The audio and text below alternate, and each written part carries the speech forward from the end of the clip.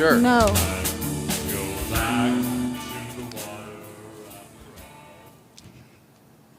Ahem.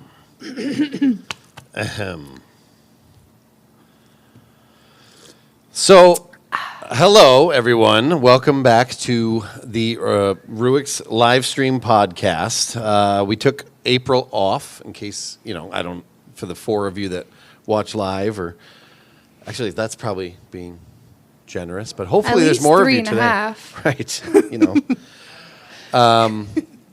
First of all, before we even get started, I want to say, if you're watching at home right now, or even if you're watching later on, I want you to go down to the comments and write "Happy Birthday, Rick" with 2 Ks, R-I-K-K, because it happens to be my brother Rick's birthday, and he is donating his time.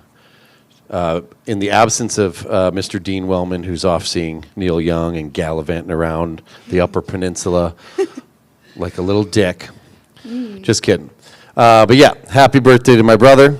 And, Oh, happy brother to my birthday. Happy birthday to my brother, too. Well said. Well said. Thank you very much. Zach Headley, it is his birthday, too. I believe he just turned 21. So if you see him, buy him a shot, get him drunk. He's vulnerable.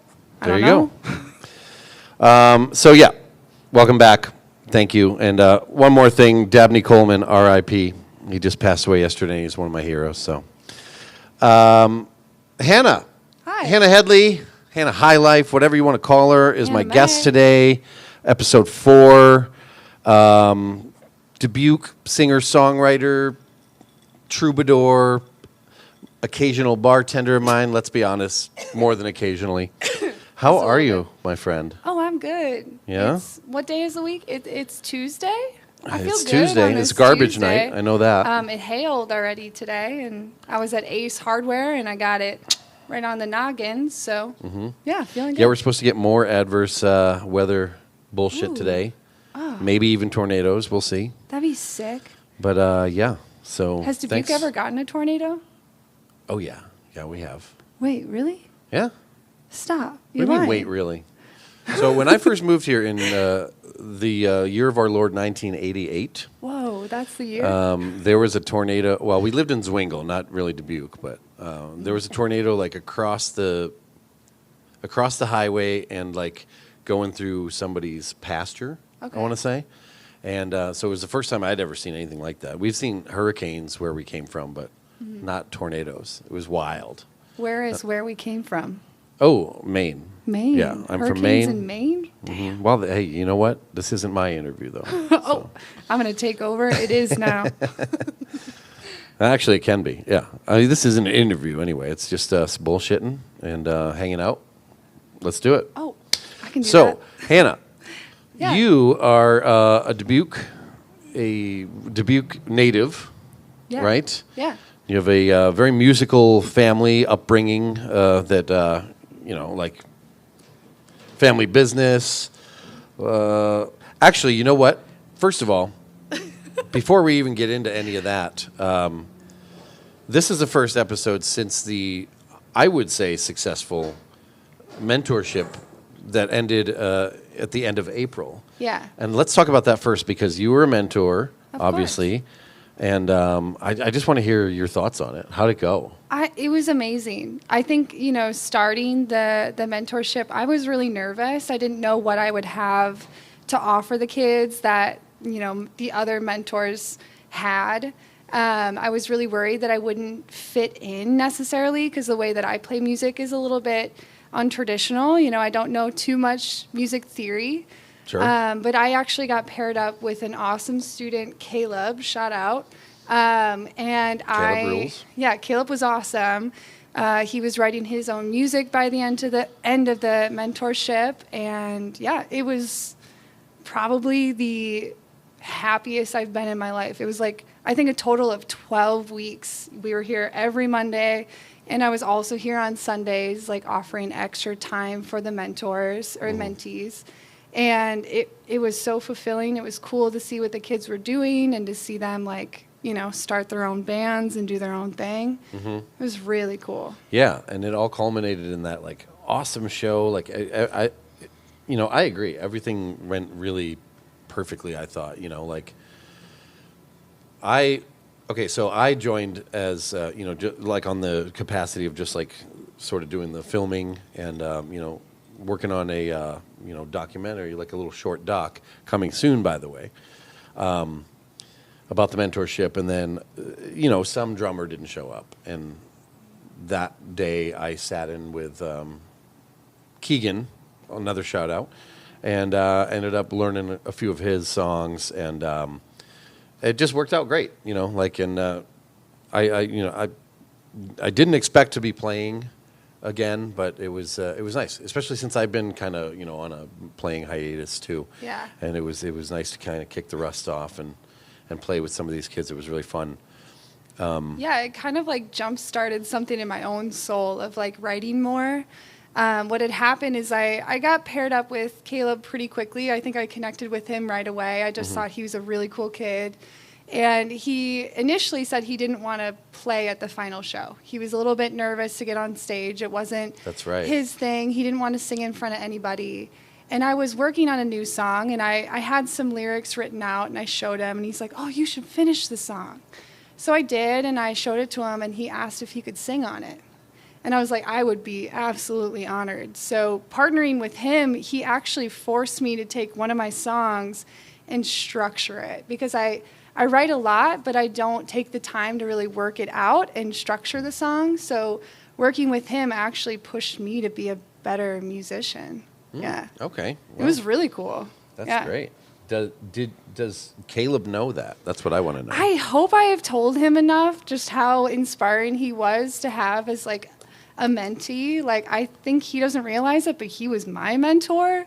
Like every time coming in here, he just always taught me something about myself, and he was such like a inspiring little kid. Like I would do the whole thing over again. It was really cool.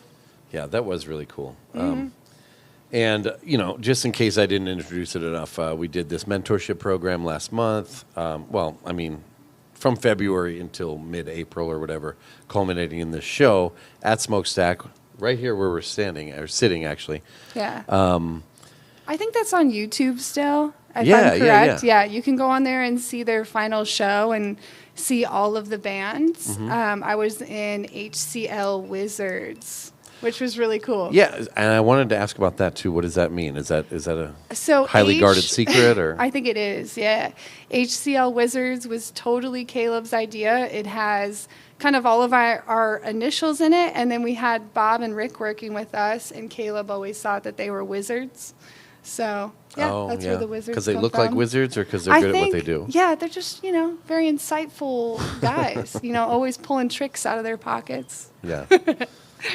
Okay. Well, yeah, I agree. I think it went really well. And, I just wanted to spend some time talking about it because, we haven't really, the show itself was live streamed. And like you said, it's on YouTube still.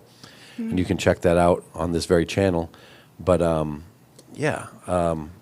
well, I saw a few of the kids that were in that mentorship have created bands outside of that mentorship. And true. About Evan. I know a few of them. Evan and Keegan just played a show at Hollywood. Yep, just this past Saturday. Yeah. Yep. And that seemed freaking awesome. And they weren't even playing together during the mentorship. They just liked each other's playing and decided to, sort of collaborate, which is awesome too. And that's what it was all about. That is what it's all about. It's literally so cool just to see the kids connect through all of it. Yeah. Absolutely. Yeah. Okay, well that's you mentioned that, this whole thing sort of like puts you in the mindset for your own songwriting to sort of expand on it and structure it and whatever. Yeah. You are a singer-songwriter. You've been, playing around town, around Iowa, many places. How did you sort of get started, writing songs, get interested? Wow. Tell me the story. Well, I think like when it came to writing songs, ever since I was a little kid, I was that weirdo that would like go to the bathroom and wash their hands during dinner, and I would like sing about my feelings. So I was always just like I was singing all the time. I don't think I put that to music until I got my first acoustic guitar when I was like 14. Okay. And then I never wrote my songs down on paper. I would just memorize them. So if they didn't stick in my head, it just didn't feel like it was something worth remembering. So I would just let them go. But yeah, I think it really started when I was in my teens, when I started to really organize acoustic songs. Did you ever sort of like record any of those early songs where you're singing and washing your hands and stuff? Because No. the reason I ask is like me and my brothers, we used to like record ourselves singing these songs about poop and butts and stuff like that. And man, I'd give anything for those tapes again. But I was just curious if there's any early Hannah recordings, like. I'm sure where my you're like- siblings have plenty of like recordings of making fun of me when I was a little kid, if those are out there. But honestly, I think the first time I recorded anything was like on a cheap little like point and shoot camera. And I remember like recording me singing a song and asking my friends, I'm like, is this good? And they're like, I can't hear it. Like the quality was so poor.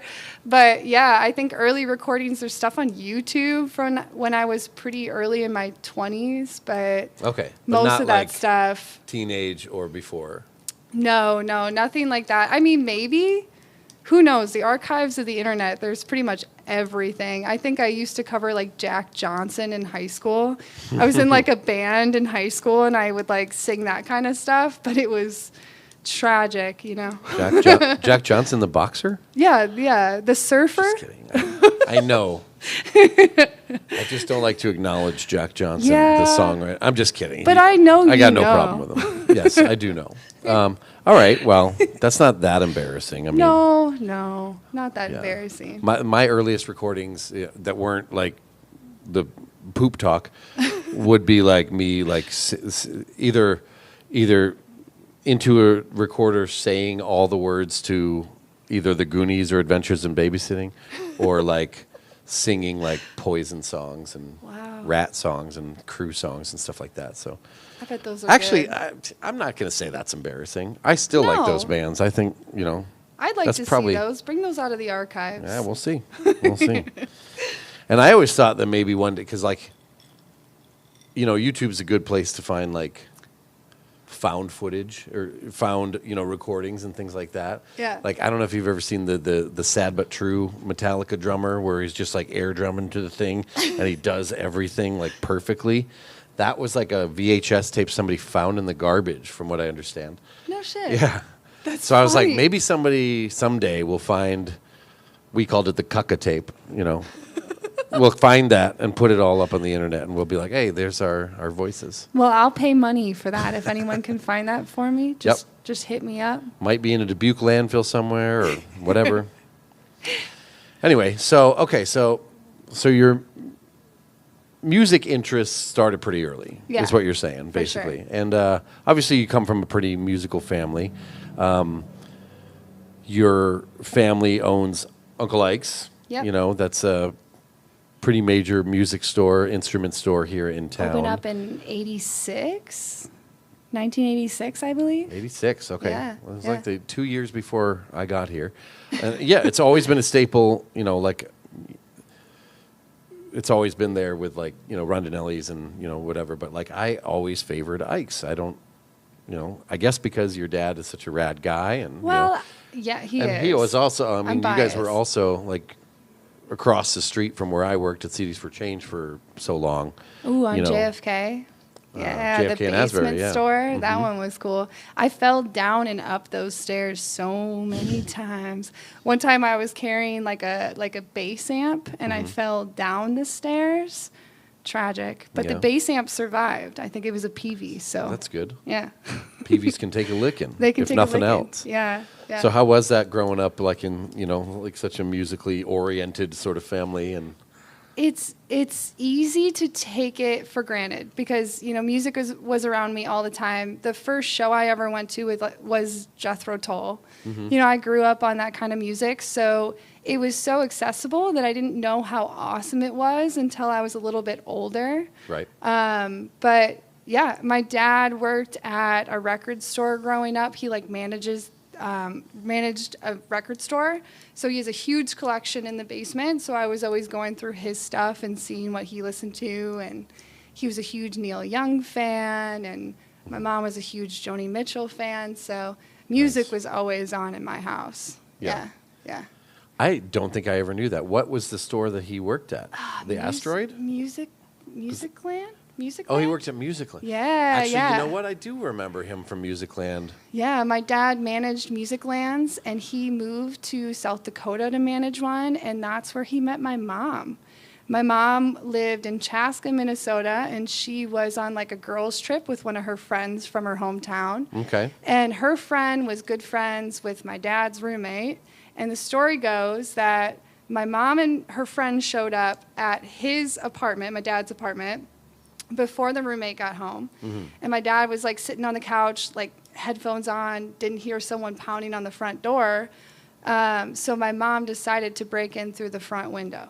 So that's how my dad met my mom. She was like climbing in through the front window of his apartment. So That is a great love story. that's fucking right there. romance. I don't Yeah. know. Breaking entry, that's pretty romantic. So that's 80s probably, right? Yeah. Maybe I don't remember. For some reason, when you said Musicland, I used to go to Musicland all the time, and maybe I'm just mixing it up with going to Ike's all the time, too, because, There's a Music Go Round, which is like the used music store, like Yeah. combo shop, but this would be like Music Land, like the record store. Okay, cool, Yeah, cool. yeah. Which was like, Sam Goody Musicland were like in Yeah. malls across Exactly. America. Mm-hmm. If there are any Musiclands or Sam Goodies out there, I would like to know about it. So, There might be one or two left, maybe one. that would be crazy. That'd be cool. Because where's the documentary on Musicland, right? Whoa. There's a Blockbuster documentary because there's one left or whatever. That's money. Yeah. That's money I want right to hear there. about Musicland. There's a Tower Records one too, but anyway, so he worked at a record store. Yeah. Got all his collection probably. Yeah, I mean, I know that. Yeah, a lot that's- of weird promo stuff. A lot of Lou Reed. He really liked Lou Reed and Mm-hmm. Neil Young and Allman Brothers. Just So that's what you grew up listening to. Yeah. Developed your own. Yeah. sort of taste and style. He was a big Beatles fan too, so I had to go like anti-family and go with the Rolling Stones. I was a huge Stones fan growing up. I don't understand why you can't love both.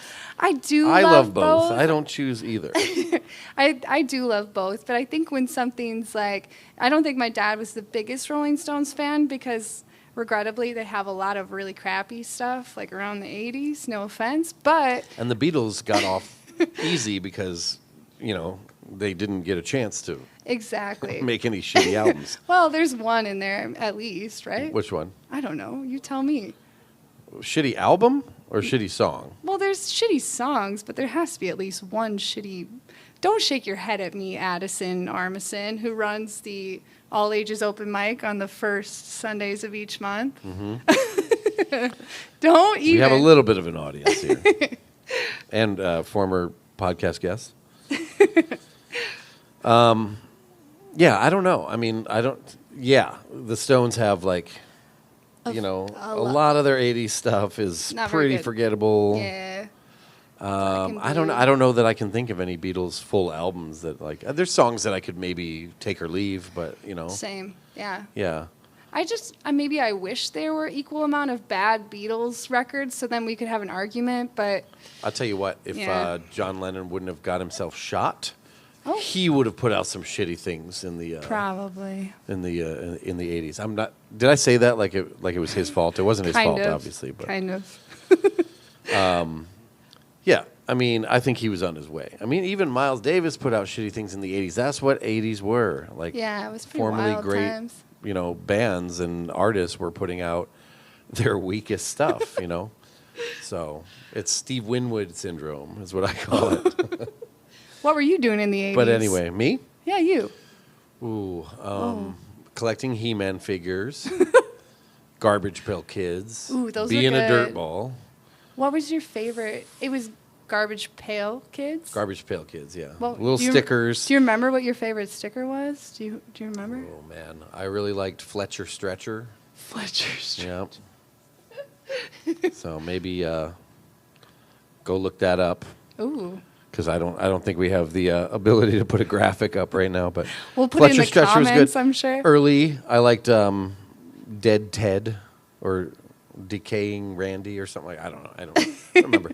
I still have the like big book of them though. I probably could. I hope you show you know, them. yeah. I want to see them. One of these days I'll show you. All right. So anyway, yeah. And then you have you come from a long, like roster of siblings too. Yeah, you have there's 5 of us. Most of you are musical too. I mean, I played in a band with your sister Erin and Zach, and actually, yeah, that same band Zach was in for one show, I believe. Yeah, I was at that show. That was the Murder by Death show Murder by at Death the show. Mindframe Theater. Mindframe Theater, yep. That was cool. There was like a movie playing behind Murder by Death. It was like a wrestling movie, right? It was like a okay. luchador type thing. It was cool. I do remember that vaguely, but I don't know what movie it was. Yeah, that Zach was a fun so time. nervous. I feel like he was standing backwards. Maybe he was nervous. Maybe I just thought he was, but I feel like he wasn't facing anybody. Mm-hmm. How'd that go? Do you remember? He was nervous, but he nailed it. Like Dude, it was so great. it's so cool seeing him on stage because I mean, like, I know I'm biased, but Zach is one of my favorite guitar players. He's great. Working with him at the music store for so long, he would test play everything that came through the door, and he would just noodle away, and I was just always wanting to watch him. I'm like, just teach me something, please. Yeah. Yeah, he's really good. He is very good. Yeah. And so do you think that obviously you were influenced by your siblings, like especially the older ones, but like, do you think was it ever intimidating sort of to like come up in a songwriting capacity with that sort of in the shadows of Yeah, definitely. And I mean, even like beyond my siblings, like having Kevin be my father, there was a lot of like nerves that I had of like I wasn't going to be able to fill the Headley shoes kind of deal. But all of my siblings, even my youngest sibling, they're all so talented in their own way. And I remember, my oldest sister, Amelia, she played violin, and she also sang in choir in high school. And I would like sit outside of her room and listen to her sing and play. And I was just enamored by what she could do. And same with Erin, and Abby was really good at playing cello. Like, when my siblings set their mind to something, they can really do amazing things. Yeah. Okay, so would you say there's 6 of you? There's 5 of us. 5 of you. Yeah. Are all 5 of you musically inclined? I would say we are, but I think art kind of takes over. I think music is just one facet of our lives, but creating things with our hands is a big thing. So Abby's my youngest sibling, and they do a lot of things with fiber arts, and the things that they do with their hands is absolutely out of this world amazing. And then you have Amelia, who does a lot of things with sewing and creating different patterns and little stuffed animals, and that stuff I could never do that. Like, it's so cool what they come up with in their minds. Right yeah, on. Yeah. Erin does a lot of acoustic stuff, and I mean, she's got an amazing voice. I wish she was singing way more than she does. But yeah, extremely talented. And Zach's got, Dick Hubert going on, and seeing them play, I'm like the mom in the back. I'm always recording everything. I'm so excited for them. And yeah. That's a fun band. I want, like we were talking before the show, like potential guests on this show, and that'd be cool. It would be cool to like we'd have to accommodate 3 members. 3 members, yeah, and then. But I mean, we've done it before. We like with the audio version of the podcast that we did, 8 years ago. We had full bands come on, and it's fun, like it really is. Takes a little bit of the pressure off me too. Keep coming up with stuff to ask, but yeah, that'd be fun to do something with Dick Huber, especially since we know DJ Levin and everything. But I think it's fake news. Fake news? I think it's fake news. I think he's stuck for life. There's no way. And now he wants to do country with. I mean, Dick Huber could take a country route. I don't know. Could be cool. That's true. I mean, Little Western album for Dick Hubert. That'd be cool. Let me ask you this: while we're on the subject of other bands in town, like, what's your thoughts on like the, just the Dubuque community in general in terms of art and music, and like versus when you started, like today versus when you started, and how it's come along, or has it come along? What do you think? Yeah, I mean, when I was in my early 20s, there were a lot of bands to see, but it felt like it was a lot of touring bands. Now it seems like there's a ton of local stuff going on, which is awesome. And it's not just a boys club anymore. I think when I was in my early 20s, there was just, you only ever really saw guys on stage. And now I think it's so diverse and there's so much stuff going on. And it's not just metal music. It's not just punk. There's also rock and folk stuff. And yeah, I mean, I think it's growing. I think it's beautiful what everyone's doing in town. And I agree. I'm really excited to see what's going on next too. I feel like even people that are in bands now, they're still growing and creating new things and maybe going in different directions. Yeah, I agree. There seems to be a thriving scene everywhere you look, and yeah, I like that. I mean, it sort of comes in ebbs and flows. Like I know there's some times when like it doesn't seem like anything's going on or whatever, but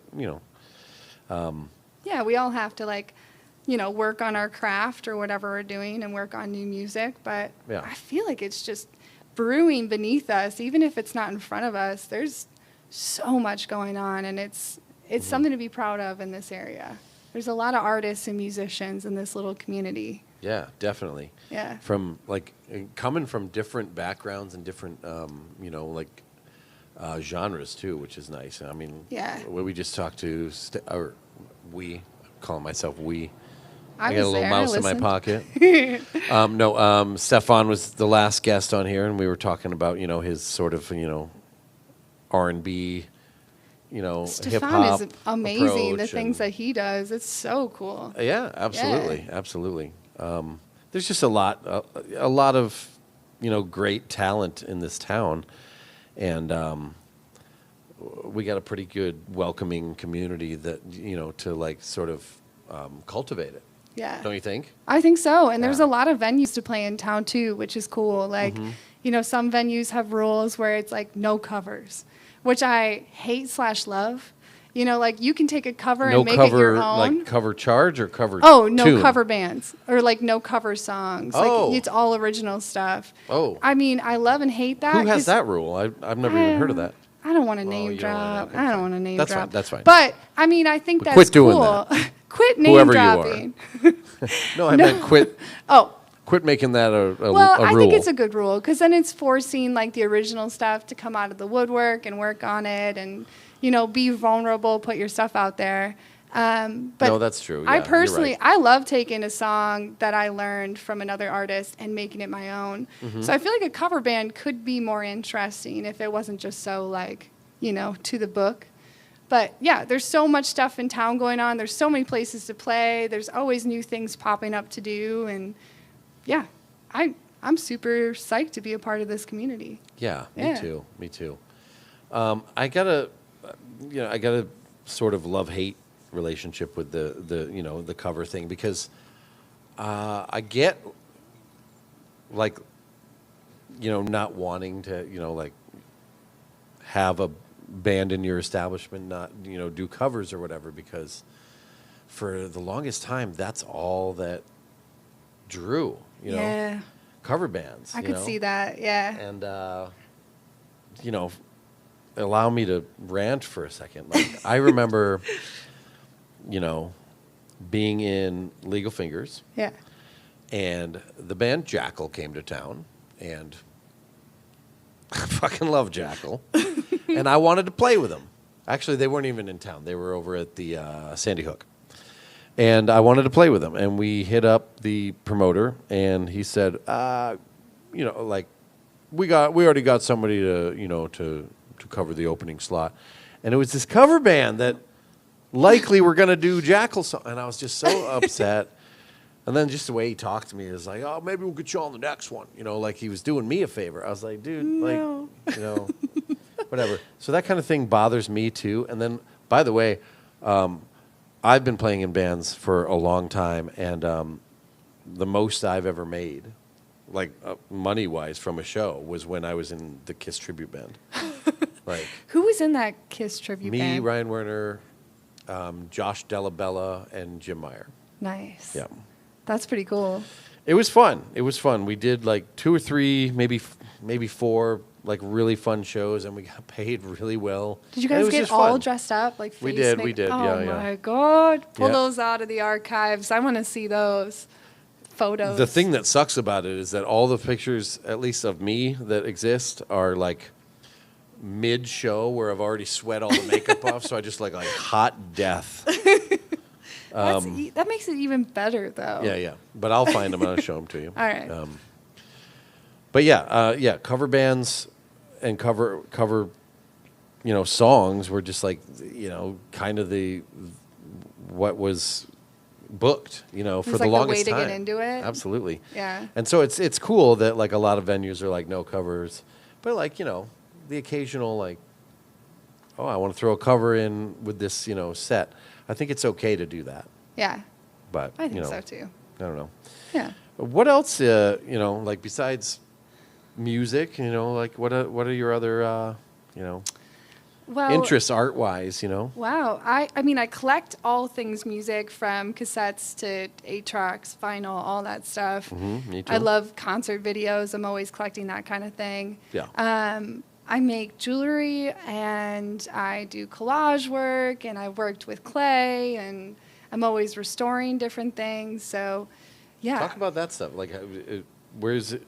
Do you keep your work on display, or like, I do you have jewelry for sale? probably about a dozen collages I've shown like very few people. Like, I would love to do a show someday, and I hope to eventually, but I want to get enough pieces together where I can show my work. Like an installation? Yeah, Okay. yeah. So I do a lot of collage stuff. I like taking old like Playboy magazines and like National Geographic magazines and like collabing with that imagery. It's really interesting what you can come up with. Jewelry stuff. I don't really have much for sale. I do custom work here and there, but I used to work within the industry, and it's always just been like a passion of mine to like create something out of nothing. Gotcha. So I like to do repairs for people, or like taking like an heirloom piece and like reworking it into a new functional piece. Right. Yeah. So that stuff is just, another one of the hobbies, like a notch in the belt. Yeah. Sure. Yeah, Stuff yeah. you like to do. Yeah, I went Okay. to school for it. I was outside of Nashville. I went to this new approach school for jewelers. Met a lot of great people in the industry and just kind of honed my skills within like the repair side of things. Repair, like meaning instruments, or repairing jewelry. Yeah. repairing jewelry. Okay, yeah, gotcha. yeah. So if you were to bring something in that was broken, like a broken band or a broken setting, for a while it was my job to repair all that stuff. Okay, cool. Yeah. So I really just got passionate with just working with metals. I think that's really cool. Yeah. Do you still do that? I do. Yeah. Okay. Just more on my own time. Yeah. Yeah. Okay. And what about, like, I know you and I have talked a lot about, like, finding, cool treasures, thrifting, and stuff like that. You seem Yeah. to be better at it than me. I have found a few things here and there, but, like, you're always telling me, like, oh, I found this for, like, Nothing. 9 cents or whatever. Like, I found this full Narragansett beer sign for $8 or whatever. Like, Yeah, I Tell grew me about that. I grew up in that kind of environment.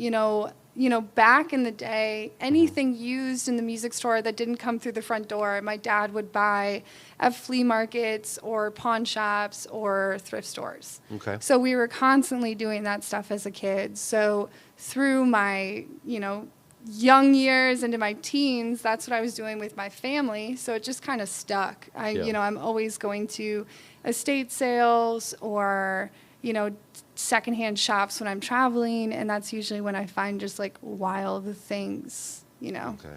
Yeah. Well, you need to text me Let me know when you find like record collection. Well, I'm sure you're looking for those too. I but- know. If I'm finding the record collection, I'm not texting you. I'll let you know what I found. I did find in the Dubuque Advertiser like 174 free cassette tapes once. Okay. And I drove to the Dickeyville, like right next to the Dickeyville Grotto, and this dude comes out with just like cases and drawers of organized cassette tapes. Okay. Just like so cool. He had like a whole section of blues, a whole section of Kiss, a whole section of Journey. Like just everything was organized perfectly. And I'm Oh like, my why are you God. just giving these away, my friend? Like I just didn't understand. But Yeah, he could have made some money. yeah. Did you but get them all from him? I did. I took them all. It was Okay. amazing. Yeah. Were they weren't dubbed? They were like actual, They're original. Like, original? Yeah. Oh, Yeah. A few of them didn't work. Like I think there was a Jethro Tull in the mix that didn't work, and I was pretty bummed. That's still a but pretty good track record for Yeah. like, you know, how big that collection sounds. yeah, I had 173 tapes that probably worked perfectly, and that one did not work. Yep. And then you call him, you're like, damn I'm it. like, you fucking guy. Yeah. How dare you? All right. How many of those do you still have left? The tapes? Yeah. Oh. Specifically the Kiss. I want to look at those. Well, I lost some of them in the divorce, but they're out there in the world, I'm sure. Okay. Yeah. But I have some left. Okay. Yeah. I don't know that I'm even looking for Kiss cassettes, but I mean, I you have a probably lot don't of need Kiss them. shit anyway. That's probably not something I need, but What's your favorite Kiss song? oof, that's a good question. My favorite Kiss song. You know what? In an hour, I'll think of something else, and I'll be like, "No, this is my favorite." But I think right now it's "Coming Home" off of "Hotter Than Hell." That's good. Yeah, I love that song. That's good. It's all about touring, man. And honestly, you know, I just love Beth. Beth. Oh, man. Beth is so You good. would. I do. I sang that song and Sing the it Kiss to me tribute now. that I was on, Oh, no. Okay. that I was in, and of course my sister-in-law Elizabeth Eagle, was standing up front, and it looked like I was singing it to her. I'm like, no, come on, but I still gave her a Ben rose. just walks up and punches you in the face. No, he was eating it up. But yeah, I love that song too. I mean, Peter Criss, man. Mm-hmm. I did. That was my role. I sang all the Peter Criss songs, and of course played drums. Ooh. But then I sang. Well, I guess I didn't really sing. Is it Hard Luck Woman? Is that another one? That's a good one. That's okay. love That that might be my song. favorite Kiss song. Oh, that's a good. That one's mine. I take back Beth. That's Hard Luck Woman. Hard Luck Woman. You know who does a wicked rad cover of that is Garth Brooks. I've heard Aaron do one. My sister. Really? Oh, it was good. okay. Oof. I'm gonna have to hit her up to hear that. I think you should. Garth Brooks? Yeah, Garth Brooks. You So lie. there was no, I'm not lying. It's a pretty faithful cover, and it was on that. It was "Kiss My Ass." It was it was like a Kiss tribute that came out in the '90s, Okay. and it had like Lenny Kravitz and like a bunch of '90s bands, Gin Blossoms, shit like that. But Garth Brooks was on there doing "Hard Luck Woman," and it's actually pretty good. I think I'm gonna have to listen to I that. don't know why I say after actually this. pretty good, because I actually do like a couple of Garth songs, but Same. you know, Same. like at the time, '90s pop country was like occurring. Yeah. I fucking hated it. But now, like comparing it to like Luke Bryan and Morgan Wallen and shit like that, it's like that's like Merle Haggard Yeah. to me. It's a world apart. Oh my God! So like, yeah, I'll take Travis Tritt over Morgan Wallen any day. That Morgan, whatever. Recently, I don't want to be negative. Recently, I have a friend that works within like the industry, and she does like front of the house camera work. Mm-hmm. And she got me tickets to see Luke Combs, I believe is his name. Okay. And he's like the biggest name in country music, and I don't know fuck about him. He's a big fat fella, right? He's an adorable large man, and I absolutely loved him after seeing him live. And he did this whole shout out about his wife, and I was in the crowd crying. I'm like, I don't even know who you are, but I'm in love. He was such a nice, humble dude. Okay. And he had Cody Jinks open for him and a few other bands. Cody And- Jinks is great. yeah, Cody actually. Jinks is kind of like outlaw. And so it was a cool experience, like seeing behind the scenes of what's goes on to putting on these huge shows. Right. It was in Milwaukee at like the Brewers Stadium, so it was cool just to see the inner workings of that stuff, and I appreciated what was going on more in like modern country than I did prior. Like Okay. I didn't realize that I would like someone like that, and I don't listen to his music per se, but like Sure. seeing him put on a show, he put his heart on that stage, and it was cool. Okay, that's good to know. I'll Yeah. have to give him a shot. I only know like just seeing his record covers in like the store or whatever. I don't think I've ever listened to his music. He's a huge name, and I hadn't before that show. I just wanted to see my friend, but it was cool. Yeah. Yeah. Nice. All right. I'll give that a shot. And there are some modern guys, gals that I do like. You know, Ooh. Margot Price and Ooh, yeah. Sturgill and I mean, you know, like obviously Sierra, what's her last Sierra name? Farrell. Yeah, That I girl. saw her at Red Rocks a couple years back, and she was excellent. She just did a cover of Years. No It just shit. got Okay. released, and I have been listening to that thing on repeat. It's crazy. It's so okay. good. I'll have to give that a listen. I haven't heard that. Yeah. And Coulter Wall does great stuff, and Yep. yeah, I sort of know him just a little bit. Isn't he a big guy too? he is. Yeah. Yeah. A lot of big guys in country Well, music. I mean, he's not Who'd a have known? physically big guy, but he's a big guy, like talent-wise. Oh, okay, big yeah. A big Fame and soul. I thought he was one of them big fat fellas too. No, I like him big and fat. Big fat fellas. Absolutely, I'm not. That's not an insult. I'm not trying to insult anyway. I'm just kidding. Although I did say he's a big fat fella, isn't he? But like the PH, right? Yeah, That kind of exactly. fat. That's exactly what I meant. I know what yeah. you're saying. I Don't didn't worry. mean. But anyways, okay. So country music. What else are you listening to these days? Oh, Because I'm listening to a lot of country music too. But I go. I don't know. I went and saw Marty Stewart on Saturday night at University of Dubuque, and that was an amazing show. I bet. And I, like that's the kind like he's been around for quite a while, but like I think his last couple of records from like the early 2020s are some of his best material. Yeah. And I love him, and stuff like that. What else are you listening to? Man, I'm all over the board. Last year when I got my Spotify Wrap, I'm in the 0.01% of listeners of Thin Lizzy. So like Thin Lizzy like kind of rocks my world. Nice, They one of my favorite just- bands too. Yeah, they just released this like acoustic sessions. Like I think there's like 4 or 5 songs I saw on that. it. I haven't listened to it yet. It's so good. I've been listening to it so much. Nice. Other than that, Amel and the Sniffers just released 2 new songs today, and I'm really into them. Australian punk is just. I was going to say they're from yeah. Australia too, right? Yeah.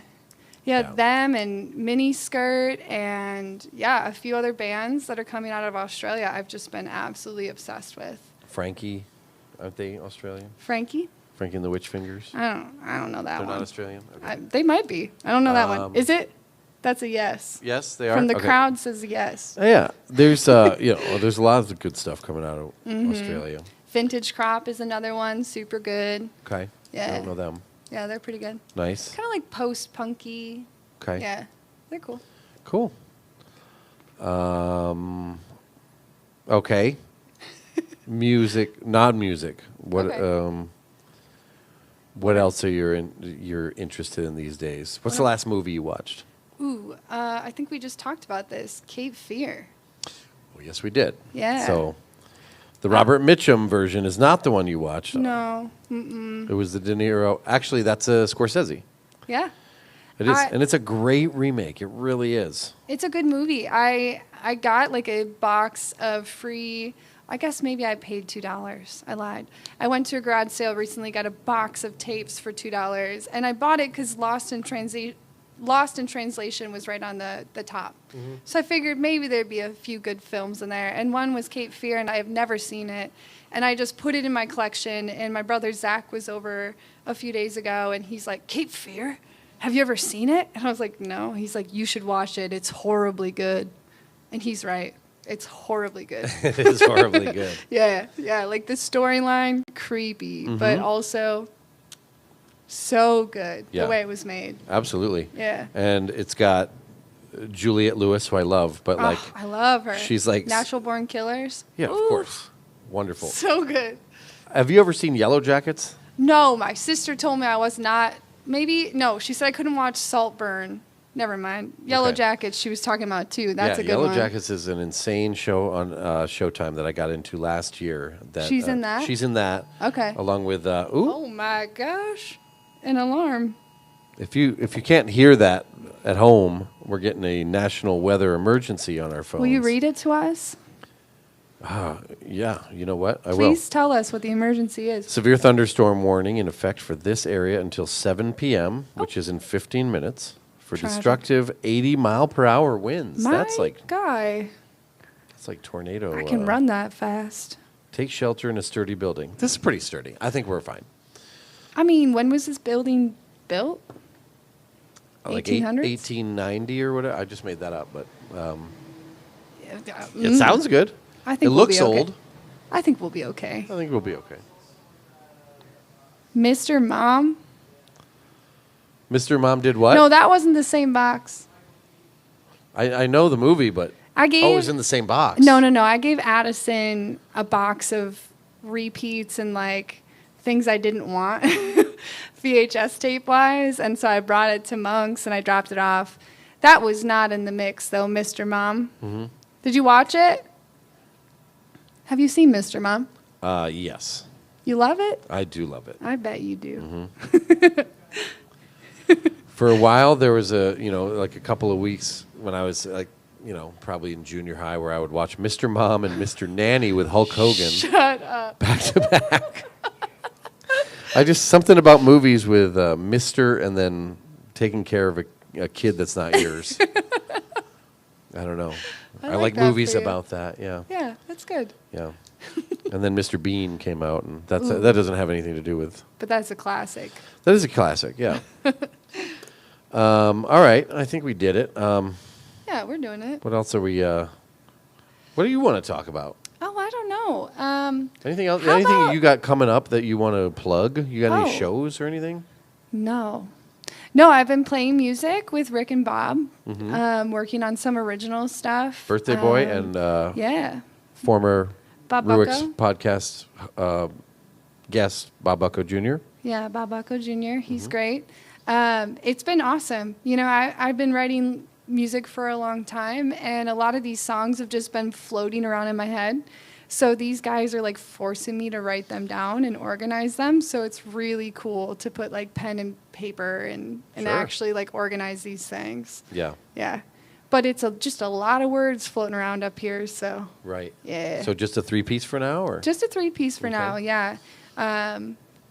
I'm excited, just whatever comes from it, even if it's just like organizing songs and jamming. It's a really fun environment being around those two. yeah, definitely. Yeah. Having played with both of them and growing up with one of them, even though, Local wise asses themselves. yeah, exactly. It's usually fun just sitting there and just bantering with them and talking shit. Absolutely. Always Absolutely. good time. Whenever Yeah. Bob comes over, I live with Rick, my brother, and whenever Bob comes over, I can hear him 3 rooms away because he's so enthusiastic about what he finds entertaining. Same. Not because I'm not complaining about him. He's one of my best buddies, but He's a very sometimes excited- it's 7 he's in the very morning when he excited. comes over. Oh, I've seen it a few times. It's amazing. Yeah, exactly. So but I love that guy, and I mean that's another guy that so much talent and just willing to play with any. Just the both of them. Like I kind of touched on before, I don't know too much in music theory.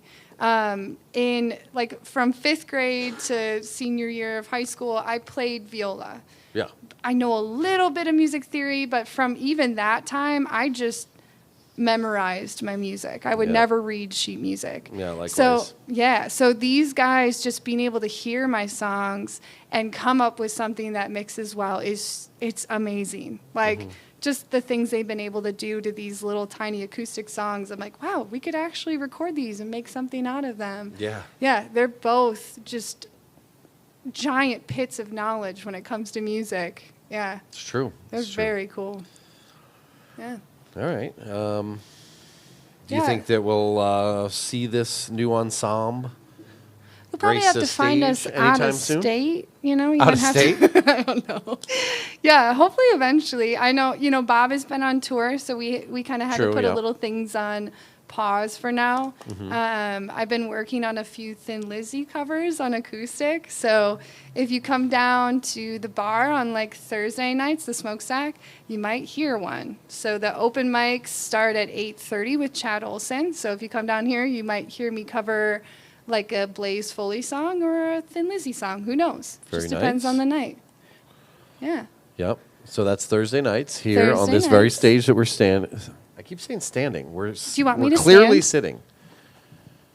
Well, Did that help? if you pull your mic up. Oh. No. Okay, I'm done. Yeah, Thursday nights open mics, and Yeah. there's also an all ages open mic coming up. Yeah, that, I think I you know. touched on that briefly. Addison Armisen? Aronson? I knew I would say his last name wrong, even though I know it. Addison runs our all ages open mic. He and does. It's the first Sunday of each month. Correct. Goes from 4 to 7. Is that correct?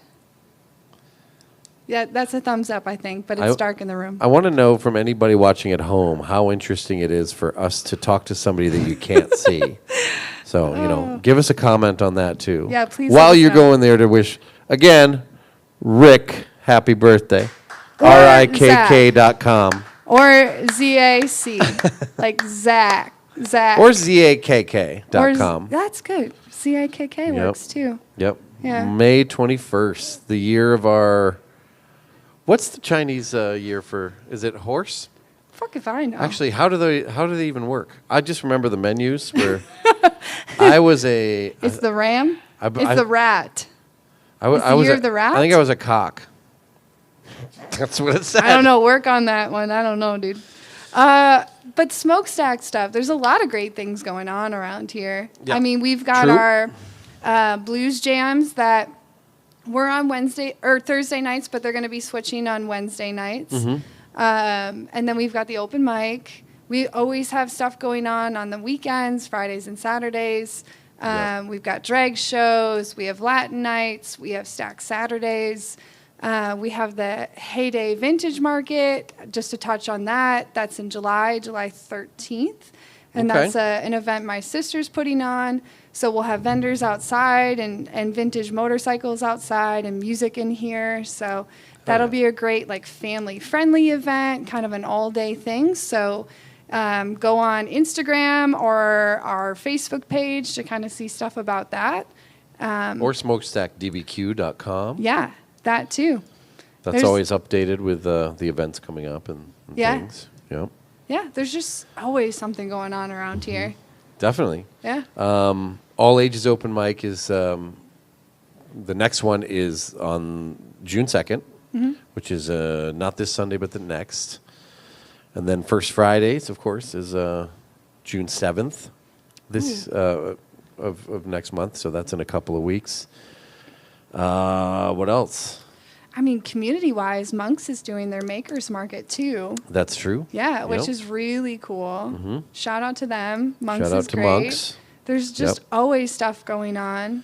There Yeah. is, and now that it's obviously you can hear the thunder, so don't let outside contradict what I'm about to say. But now that it's getting nicer out, there's going to be tons of shit going on. Me personally, I'm going to be playing a Glimmer Blinking show in August here. Be here. Don't miss that. Yeah, I'm not really active that much right now, like with music, but that's the band with my my brother Rick, my brother Ben, who I think is going to be the next episode of this podcast next week. Fingers crossed. That's That'd be what we're cool. working on anyway. It's just like this sort of family band that we have, and that's going to be in August. Also in August, my former Colorado band, Realms. Hopefully, that's what we're working on as well. So lots of cool stuff coming up. What's it like coming back to the music community and playing in town, coming from Denver? Because you were living in Denver, right? I was. Yeah. I don't Like, know. has a lot changed? Do you think it's bigger than it was before? Are you anxious to be back in it? Are you excited? Anxious, yes. Yeah. Excited a little bit. I haven't really been active in the music community, and well, like I guess I don't have to be shy about it. I was a little bit gun shy, like I was. I had a band in Denver for a while with two of my very good friends, and it did not work out, and I was fired, and that kind of hurt, Yeah. being fired from two friends, one of which I still don't speak to, or he doesn't speak to me, I should say. We all have one of and that those. sucks, It is, So it kind of especially made when me. you create music together. It's such like a, it's Yeah, such a way I mean, to connect. there was more to it, but I mean, Yeah. so that, and it's just like I'm not blaming anybody but myself, obviously, for that. But it was just a sour situation that stuck with me for a while. Yeah. And I was in this band with my friend Ryan, who you met. Yeah. We Super played nice here guy. last August. This band Realms, and we're still going to keep that together, even though he's in Colorado and I'm here. We're going to try and do like a little weekend jaunt this summer. So if you're watching and you're in Iowa City, Omaha, Des Moines, anywhere on the way to Denver, and you need somebody this summer, please leave a comment. But otherwise, we'll probably try and hit you up because that's how it works. But yeah, lots of I don't know. Like I'm just my mind's not there right now to like, go full. I want to be in a band again. Yeah. I like doing this kind of stuff. Yeah. Doing the podcast and like doing the mentorship was fun and just like kind of being a wise ass and Well, yeah, taking you're it easy. still in it, and you still support the community, and you Absolutely. you care about what's going on, which is cool. I 100% do. Yeah. But do you care about banana runts? Banana runts. I think. It's, I mean, I heard through the grapevine that was your favorite candy. 100% it is. Yeah. Yeah, I think the artificial banana flavor is the most underrated candy flavor. Top tier. Banana Runt is my favorite because I like the hard candy, but like banana Laffy Taffies, and then you get the added, thrill of reading a joke that was written by like a 4-year-old that sucks, but you still laugh at it because it's so shitty. I think that's Laffy Taffy, right? Or is that Now and Later? That's Laffy Taffy with the jokes on them. Yes. Maybe. Okay. Yeah. Invisible Man over here. I like that. No, it's Addison. You can come up and put your head in if you want. Do you want to just come say hi? That's a yes. He'll be here soon, I'm sure. Anyway, yeah. We're coming up on an hour. 1 hour. Yeah. Wow, we've just been gabbing. Hey, remember that record store you used to own? Yeah. It'd be kind of weird if I forgot about it, but yes, I do remember it. I've spent hundreds of dollars at that record store. I do recall that. Yes. Yeah, Thank you for that. It was above Monk's. I think I own all of the Tom Waits that you sold at that time and plenty of other things. That was like Thank you for a supporting me. heaven. I love that place so much.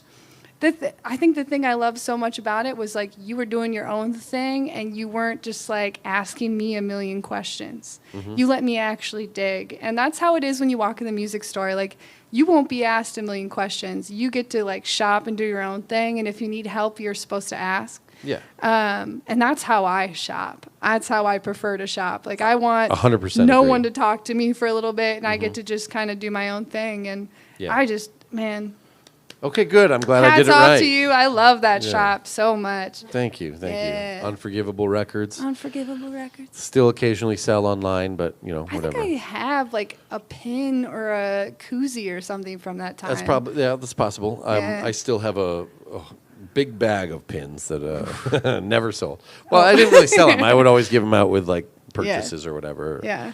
You didn't even really need to purchase anything. I just had hundreds of them. It was cool. It Yeah. was so cool. Yeah, it was cool. It was cool to try it. It was very stressful and couldn't handle it after a while. But Well, I think just like, working retail is a feat in its own. Like that's well, challenge. no, it's not even that. I'm used to that. Like, and I've been doing working in that specific retail avenue for 20 years now, over 20 years.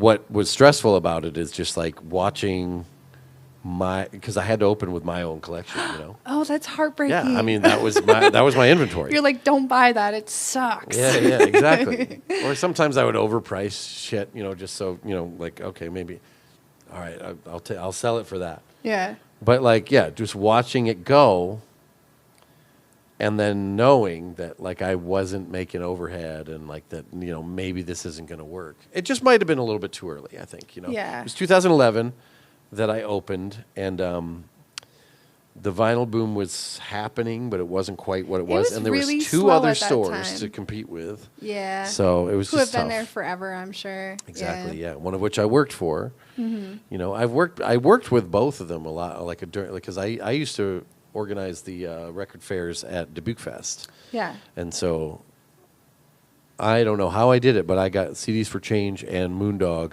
under the same roof, selling in the same kind of marketplace. Oh, that's so cool. Yeah, Mike would never show up. I shouldn't have even said his name, but you know, whatever. He would never show up, and Mike actually, is John never awesome. showed up either. It was always me, and then somebody else that Moondog would send. But Yeah.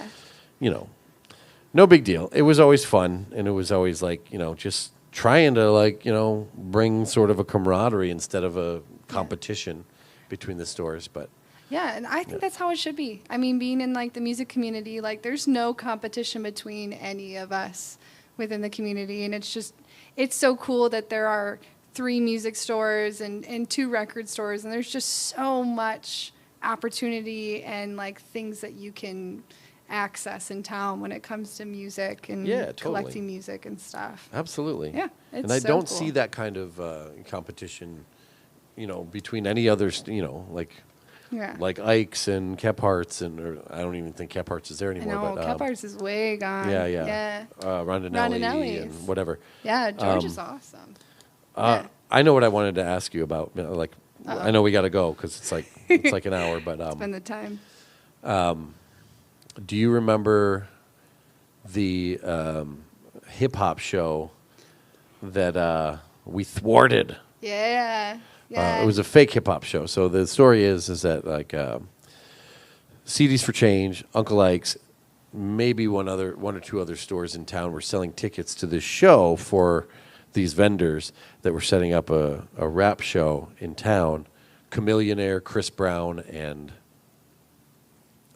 Ciara. Yeah, yep. yeah.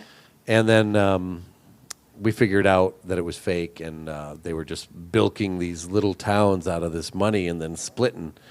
And we were the ones that stopped them. It Yeah, was pretty sweet. I would say you were the one that kind of figured it out. I feel like you were Yeah. kind of like the initial, like, hey, this doesn't make sense. Yeah, because we were selling so many tickets and like giving like every other day giving these people all this money. Piles of cash. And so I was just like, how come I haven't heard about, you know, this was MySpace days. So I went on MySpace and I looked up Chris Brown or Chameleonaire or whatever. I looked at tour dates and they weren't anywhere near Dubuque. I don't even think one of them wasn't even on tour at all.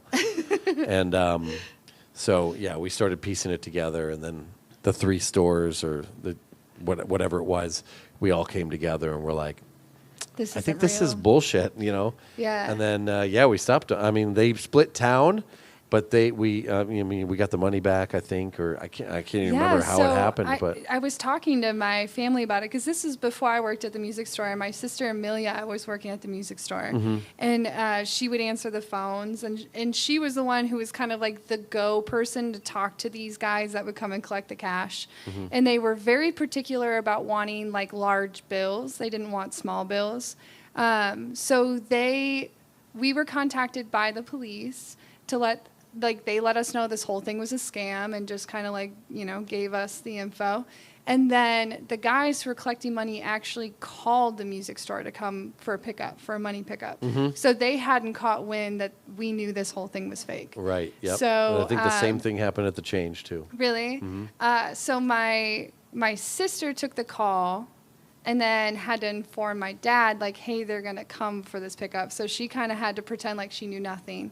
And then they had undercover police officers in the music store there to arrest the guys when they came to pick up the fucking money. Yes. Yeah. And sure enough, they were idiots, picked up the money, got arrested. I don't know whatever happened with like the legals. I don't know what happened to them, but yeah, they got arrested at the music store. That's amazing. I didn't realize that it happened actually at Ike's. Okay, that's great. Yeah, so yeah. That pieces together the end of that story. Yeah, for me. and I think I told you, I was like, you should really interview my sister and my dad about this because they were a part of it. They know way more about it. Mm-hmm. But my sister's like, all I remember is one of the cops wearing a John Deere hat. I was like, oh, okay, cool. One of the cops? Yeah, one of the cops because okay. they That's were your undercover. They were like undercover shopping in the music store, and you know the music store. Yeah. You would never see some good old boy with a freaking hat no, on, of course not. John Deere hat, walking around the music store. There was just a bunch of punks and rockers. Like he stood out like a sore thumb. But yeah, they arrested him. They pulled guns out, and they're like, "Hey, you liars! It's time to go to jail." Oh, yeah. that's amazing. Yeah, it was pretty cool. Well, that's a good story to end on. I think we did it. I think Hell we yeah. did. Again, open all ages open mic on June 2nd. Mm-hmm. First Friday, June 7th. We're going to do another episode next week because we did not get to do one in April because of the mentorship. And yeah, keep your eye on the website, smokestackdbq.com, for other events. And yeah, let's hang out next week again. Yeah. That's it for now. Woo. Thanks. Thank you. Yeah.